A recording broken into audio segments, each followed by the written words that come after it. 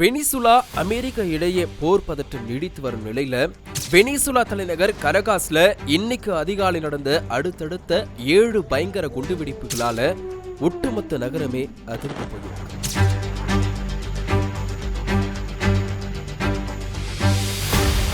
America Venezuela இரு நாடுகள் இடையான மோதல் நீண்ட காலமா நடந்துட்டு வர நிலையில அதிக அளவுல குற்றவாளிகளையும் போதைப் பொருளையும் அமெரிக்காவிற்கு கடத்த வெனிசுலா உறுதுணையா இருக்கிறது மட்டும் இல்லாம வெனிசுலா அதிபர் நிக்கோலஸ் மதுரோ போதைப் பொருள் கடத்தல ஊக்குவிப்பதாகவும் அந்த கும்பல்கள் கூட அவர் தொடர்பில் இருப்பதாகவும் ட்ரம்ப் தொடர்ந்து குற்றம் சாட்டிட்டு வந்தார்.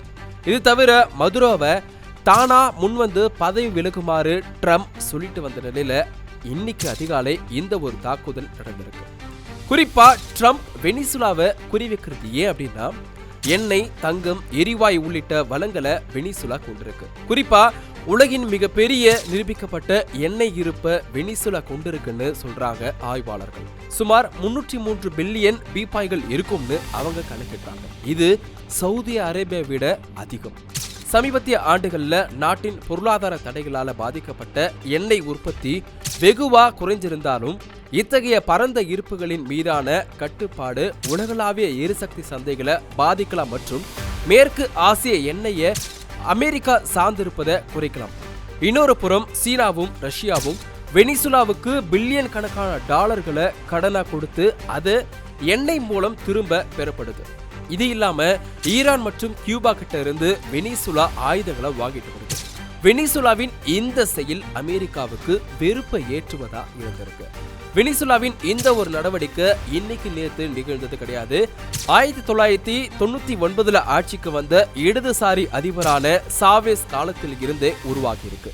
அவர் வெனிசுலாவின் எண்ணெய் தொழில்துறையை தேசியமயமாக்கியிருக்காரு.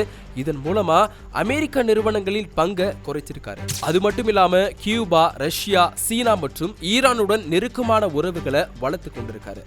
2013 சாவேஸின் மரணத்திற்கு பிறகு பதவியேற்ற தற்போதைய அதிபர் மதுரோவும் அதே வெளியுறவு கொள்கையை தொடர்ந்துட்டு வராரு. இதன் காரணமாக தான் வெனிசுலா அமெரிக்கா உறவுல விரிசல் நீடிச்சிட்டு வருது.